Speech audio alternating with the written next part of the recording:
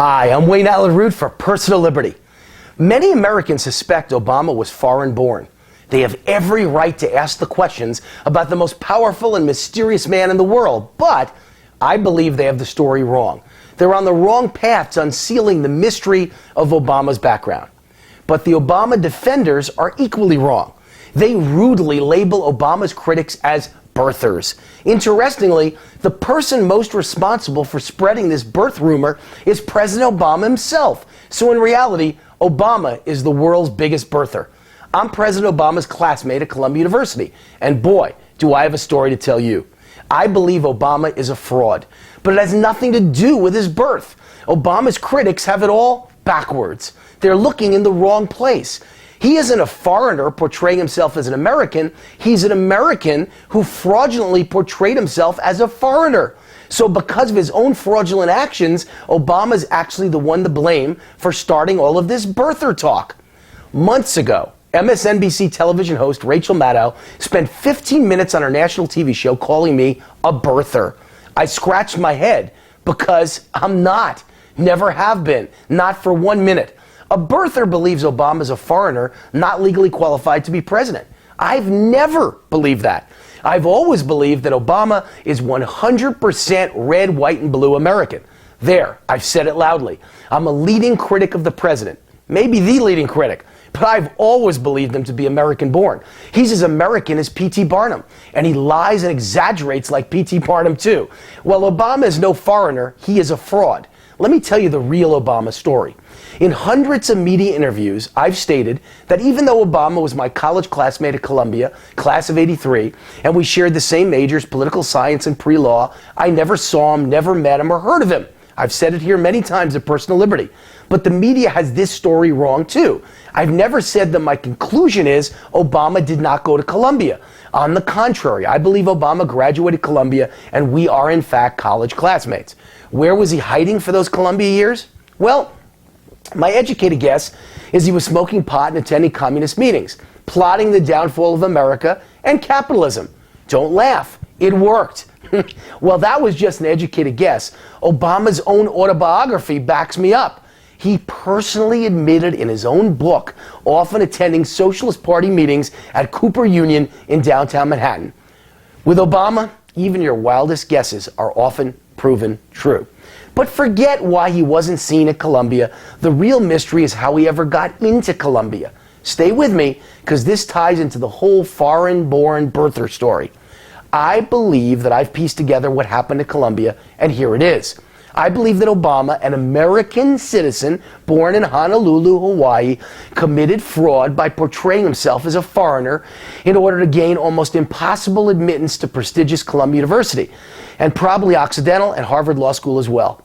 He lied and used fraud, misrepresentation, to weasel his way in. Is that really a crime? Well, ask convicted criminal Frank Abagnale, the real-life star of the hit movie and best-selling book, Catch Me If You Can.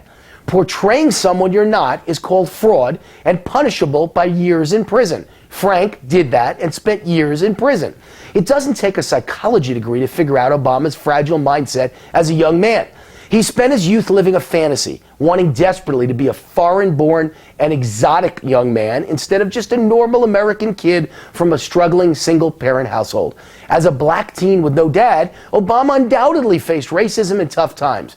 With help from mentors like Frank Marshall, a communist, and Bill Ayers, a terrorist, he learned to despise his country of birth, America.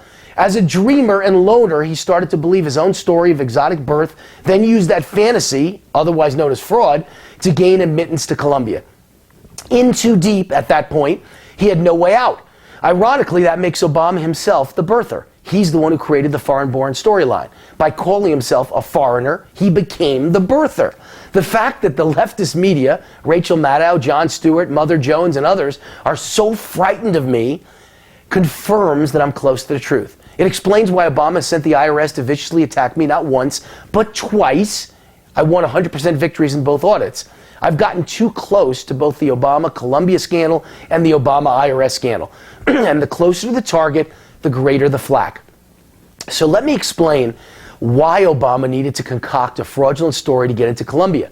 Getting into an Ivy League university is extremely difficult, and transferring in is virtually impossible.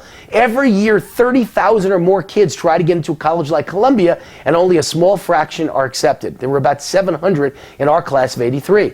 The battle is cutthroat. Virtually every one of the 30,000 are straight-A students, have close to perfect SAT scores, or perfect, and have achieved success at extracurricular activities too. Into that dog-eat-dog competition stepped Barack Obama, a young man with no achievements except an exotic story of Indonesian upbringing. Obama never, let me repeat, never could have gotten into Columbia out of high school, and his odds of transferring in later were even worse. They were less than never. Last year, Columbia accepted 3 transfer students in the entire country. 3. And I guarantee you all 3 had amazing scholastic and achievement records from other Ivy League colleges like Harvard, Yale, or Princeton. Obama had none of that. By his own admission, he was a poor student who smoked pot, rarely attended class, and got mediocre grades from Occidental, a good but not great college. His only chance of transferring into Columbia was a made-up story of being an exotic foreigner. It's pretty clear how Obama got into Columbia. I believe it was by lying. Obama was a smart kid. Even then, he gave great interview, still does, and talked, meaning lied, his way into Columbia as an Indonesian student, using his Jakarta grade school transcripts and perhaps his passport and citizenship papers as proof. Columbia probably asked very few questions. They were thrilled to have an Indonesian student to brag about. They got what they wanted: diversity. Ivy League schools love to brag about diversity in their student body. That was Obama's edge that gained him admittance to the exclusive Ivy League world at Columbia and then Harvard Law School. But that also made him a fraud who accepted admittance and foreign student aid under false pretenses. Since selling this fraudulent story had succeeded beyond his wildest imagination, Obama was actually emboldened. So he used it again to sell a book. Remember, I'm not guessing here. It's a fact in writing that his book agent described Obama to publishers as, quote, born in Kenya, raised in Indonesia, unquote. There's physical proof of these exact words. Bleeding Heart Liberal Manhattan book publishers bought it hook, line, and sinker. All of this lying and fraud based on a fantasy built an impressive platform for young Obama. It got him exactly what he needed: the credentials for a career in politics. From Columbia, from Harvard Law, from being a professor at Chicago Law School. Next, he used that platform to run for office, and he won. Then he won again, becoming a U.S. Senator. People started touting him as a presidential candidate. All the lies and P.T. Barnum-like self-promotion had worked for Obama. Too well. Now he had a deep, dark secret to cover up. His college records were his Achilles heel. He had to hide his tracks. His college records had to be sealed. Not because he was a foreigner and unqualified to be president, but because he was an American posing fraudulently as a foreigner. That makes him a fraud unqualified to be president. Keep in mind, he almost certainly would have accepted foreign aid loans or scholarships, and that is a crime. And this story is important for another reason. It tells us everything about the man in the White House who created and sold a pack of lies called Obamacare. He promised it would lower our health care costs. Lie. They're up dramatically and set to skyrocket even more next year. He promised we could keep our present insurance. Lie. Millions of Americans are losing their insurance, or worse, their jobs. He promised our quality of care would not be affected. We're adding 30 to 40 million new patients, but no new doctors. The waits for care will be shocking. Another lie. Polls prove 70% of all doctors are thinking of retiring. We're all going to be treated by foreign doctors with shaky English and untrustworthy degrees from the University of Granada. Quality of care will plummet, so there's another lie. And Obama said there are no death panels. Another lie. Health care will have to be rationed. There aren't enough doctors. There isn't enough money. Many Americans will either have the most effective treatments denied because of cost or die waiting in long lines for treatment. So there's a lie that can cost you your life. It all makes sense that Obamacare is one big lie because the man who sold it to you is a born liar. He made up fantasy stories, delusions, exaggerations, half-truths, cons, misrepresentations his entire life. He did it with ease. To get into college, to get into law school, to get his first book deal, to win political office. His whole life is about a web of fraud and deceit. We've been sold down the river by a con man in the White House. Now, I would love for Obama to release his college records and prove me wrong. Do it, Mr. Obama, I dare you. But of course he won't. He can't. Because at the top of his college admissions transcript would be the 2 words that would destroy his presidency and his legacy: foreign student. No, I'm not a birther, never have been one. I believe Obama is 100% American born.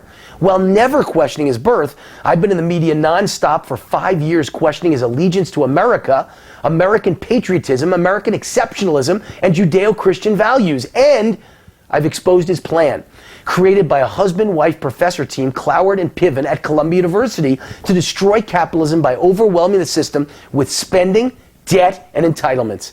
That purposeful plan is proven by facts. Please see record spending, record debt, and record entitlements under Obama. This whole giant scandal wrapped in mystery is really about a plan to destroy America carried out by an American who always despised America and American values and capitalism and posed as a foreigner. No, Obama isn't foreign born, but I believe he's a fraud. And if so, it's Obama who's the world's biggest birther. Isn't real life stranger than fiction? I'm Wayne Allen Root for Personal Liberty. See you next week, right back here, same time, same place. God bless America, and please protect us from the fraud in the White House.